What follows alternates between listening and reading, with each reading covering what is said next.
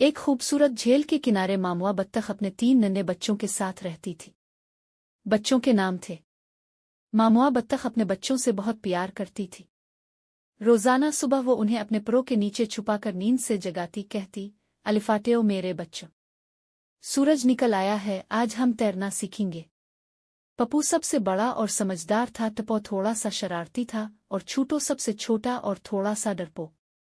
एक दिन मामुआ ने बच्चों से कहा, हम आज झील के इस पार जाएंगे, लेकिन खबरदार, मेरे पीछे रहना, कभी अकेले न जाना। बच्चे खुशी से चहकते हुए पानी में आ उतरी। सब मामुआ के पीछे पीछे तैरने लगे। रास्ते में छूटो ने कहा, उम्मी, मैं थक गया हूं। मामुआ ने प्यार से कहा, बस थोड़ा सा और बेटा, हम साथ हैं, डरने की जरूरत नहीं। अचानक टपो ने एक तितली देखी और उसका पीछा करने लगा। मामुआ ने फौरन आवाज दी, टपो, वापस आओ, तितली बाद में पकड़ लेना, अभी खतरनाक हो सकता है।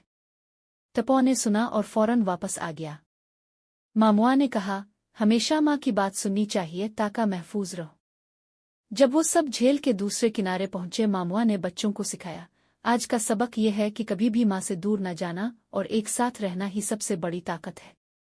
बच्चे बोले, जी उम्मी, हमें समझ आ गई, हम हमेशा आपके साथ रहेंगे। इस दिन सब ने झील के किनारे धूप में खेलकर खूब मजे किए और शाम को मामुआ के परों के नीचे आराम से सो गए।